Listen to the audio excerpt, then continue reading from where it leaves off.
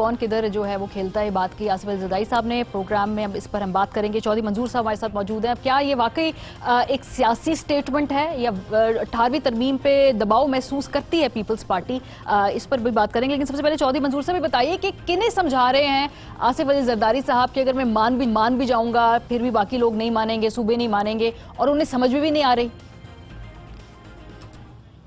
अच्छा देखिए, दो बुनियादी चीजें हैं। 18वीं तरमीम है क्या, इसको पहले तो समझने की जरूरत है। पाकिस्तान में जो 1947 से लेकर 1973 तक आइन नहीं बना था, और जितने भी आइन आए थे वो लोगों ने अपनी ज़ात के लिए बनाए थे, पाकिस्तान के लिए नहीं। फिर एक मुतफिका आइन आया जो 1973 का आइन था, जो जुल्फ़िकार अली भुट्टो साहब ने तमाम जमातों को ऑन बोर्ड लेकर एक मुतफिका आइन दे दिया। ये जमीन आइन बे आइन जमीन थी, और उस पर फिर 8वीं तरमीम की शक्ल में ज़िया-उल-हक के दौर में हमला हुआ, फिर 14वीं तरमीम की शक्ल में मुशर्रफ के दौर में दोनों डिक्टेटर्स ने अपनी मर्जी की उसमें बहुत सारी चीजें डाल दी। इवन ज़िया-उल-हक ने तो अपना नाम भी डाल दिया उसको। अब उसकी 73 के आइन की बेसिक शक्ल क्या है? एक वो वफाकी है, एक वो पार्लिमानी है, और एक वो जमहूरी है। ये उसका बेसिक फ्रेम है। इसके गिर्द सारी चीजों ने घूमना है। अब ये कह रहे हैं कि आपने 18वीं तरमीम, जो रोज कहते हैं काबीना के मेंबर्स कहते हैं, तो काबीना का मेंबर का कोई इंडिविजुअल कुछ नहीं होता।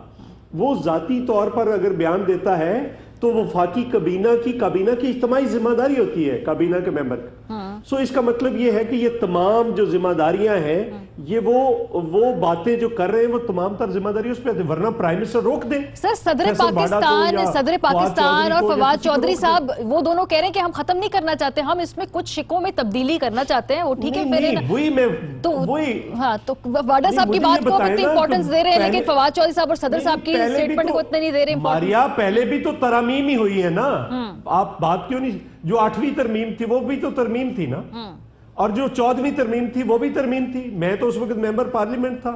LFO का जितना भी लीगल फ्रेमवर्क ऑर्डर था मुशर्रफ का, उसका हिस्सा बना दिया था 14वीं तरमीम के जरिए। हम 1.5 साल लड़े थे इस पे, लेकिन बाद में MMA जो थी वो उसको उन्होंने मना लिया था और वो बन गया हिस्सा। अब जरदारी साहब ने क्या किया कि 125 सीटें थी पीपल्स पार्टी की, सारी पार्टियों को ऑन बोर्ड करके कंसेंसस करके 18वीं तरमीम कर दी है। उसमें असल प्रॉब्लम क्या है, ये क्या कह रहे हैं हमें?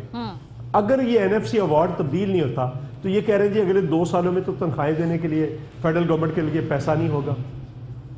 और अगर ये हम नहीं मानते, क्योंकि पीपल्स पार्टी का जो चीफ मिनिस्टर है वो CCI के अंदर बैठा है, NFC अवार्ड ने पहले CCI के अंदर जाना है, फिर आगे कोई तरमीम की शक्ल इख्तियार करनी है।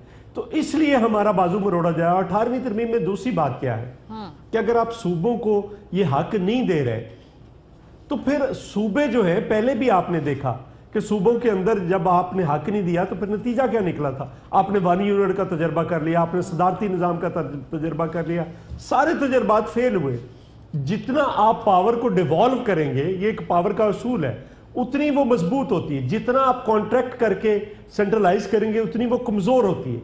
ये बात इनको समझ नहीं आ रही। अच्छा। अब उस पर कभी हमें कुछ कहा जा रहा है, कभी कुछ कहा जा रहा है। और केसेस की बात है मारिया, ये पहले भी आपके ARY गोल्ड से लेकर कौन सा केस है जो झूठा साबित नहीं हुआ, जिसको अदालतों के अंदर इनको मुंह की नहीं खानी पड़ी? और कौन सा दुनिया का बंदा है जिसको 11 साल बगैर सजा दिए आप जेल में रखे? कोई मुझे दूसरा दुनिया का बंदे का नाम बता दे। ठीक है, 11 साल आपने फैसला कोई नहीं किया।